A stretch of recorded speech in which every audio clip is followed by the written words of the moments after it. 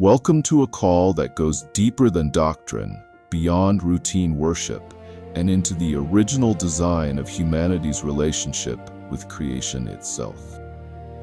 There is a disconnection many have felt but could not fully explain. A quiet exhaustion, a subtle emptiness, a sense that something essential has been lost beneath the noise of modern life. This is not only psychological or cultural, it is spiritual and foundational. Humanity was never designed to exist detached from the very creation it was formed from. The separation from the natural world has not only altered how we live, but how we perceive, how we listen, and how we connect with the Creator. From the beginning, the relationship between humanity and the earth was intentional. In Genesis 2:7, it is written that man was formed from the dust of the ground and given life through divine breath. This is not simply a poetic statement, it is a declaration of origin and connection.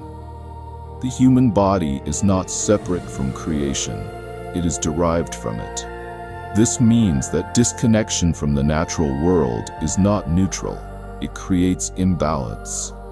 When you are removed from what you were formed from, something within you becomes unsettled.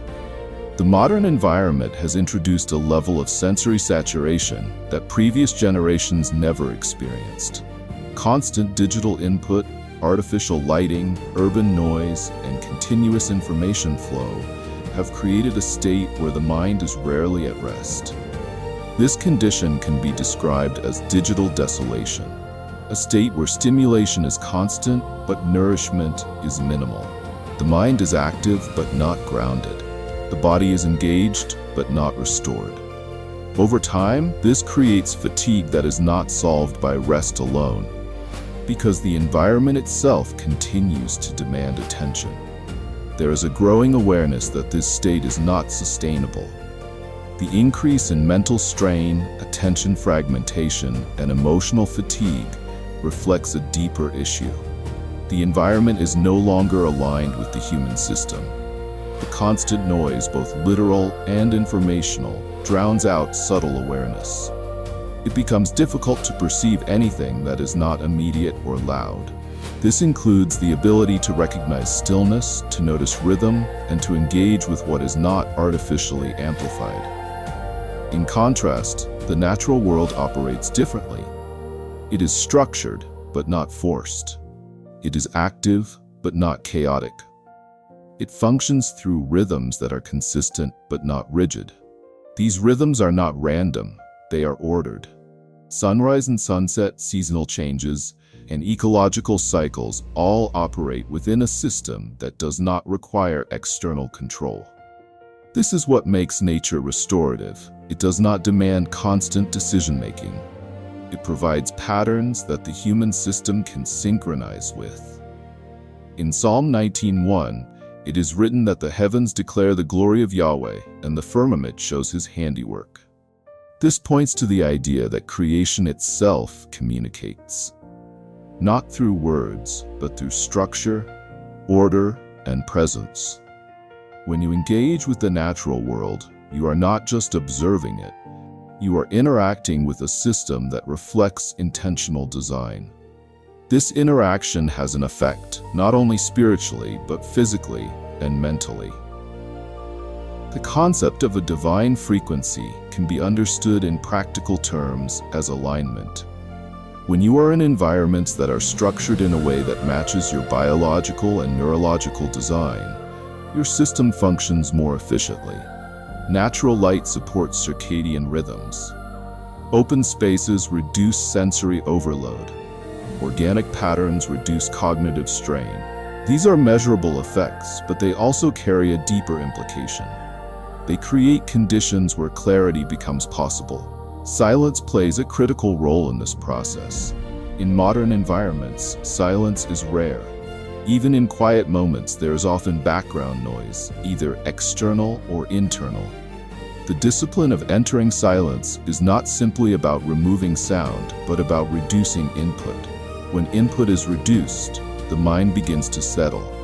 Thoughts become less reactive. Attention becomes more stable.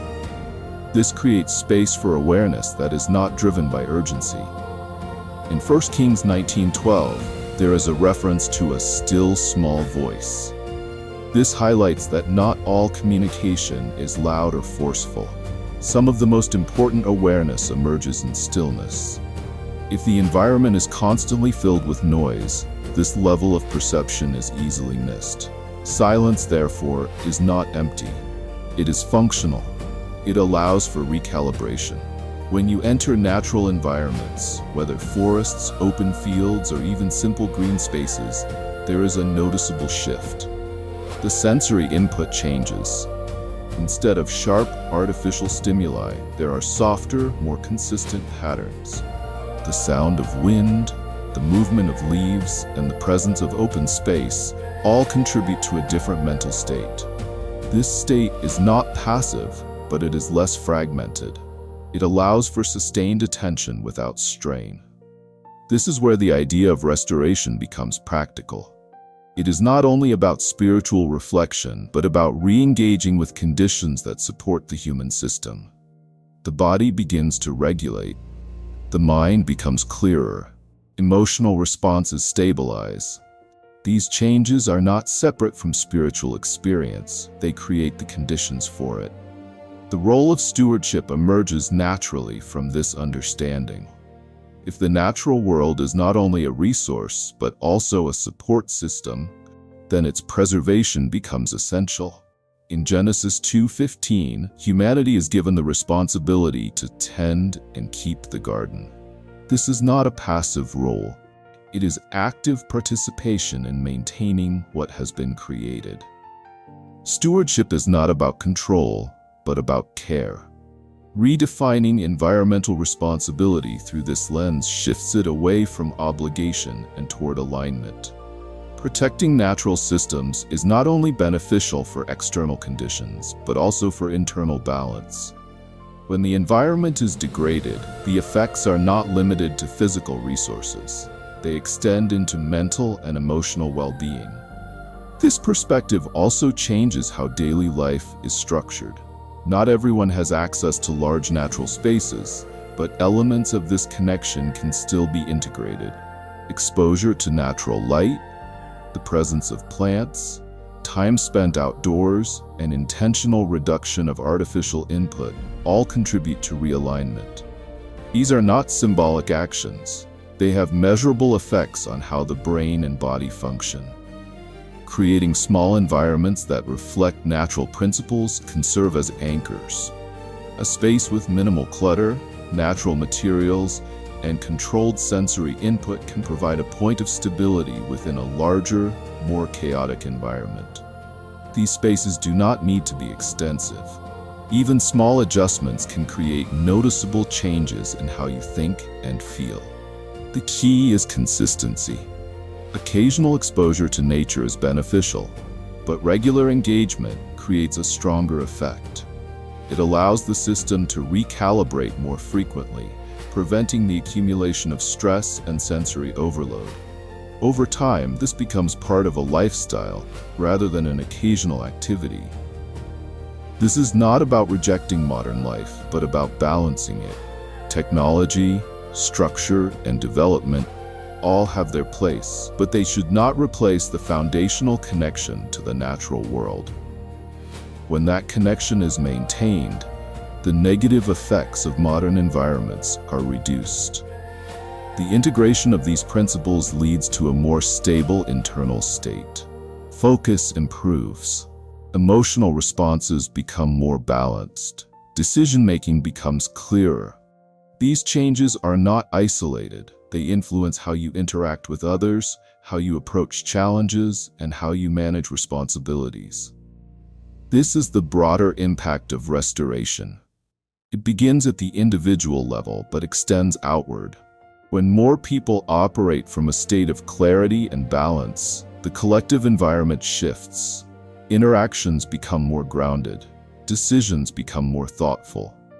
Systems become more aligned with long-term sustainability rather than short-term output. This is the vision of the Worldwide Truth Ecumenical Movement, to restore alignment not only in belief, but in how life is lived. To recognize that truth is not abstract, but integrated into every aspect of existence, including the environment. To understand that connection to creation is not optional, but foundational.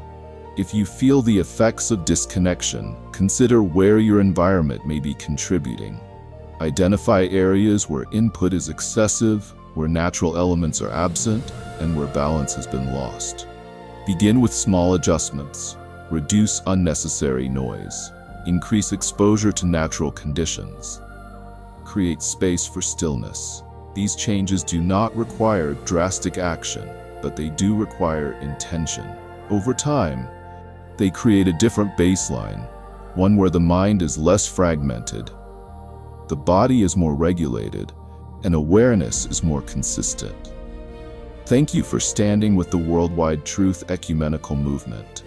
Remain committed to restoring alignment, not only in thought, but in environment. Because when you reconnect with what was originally designed, you create the conditions for clarity, stability, and a deeper understanding of how to live in balance with both creation and purpose.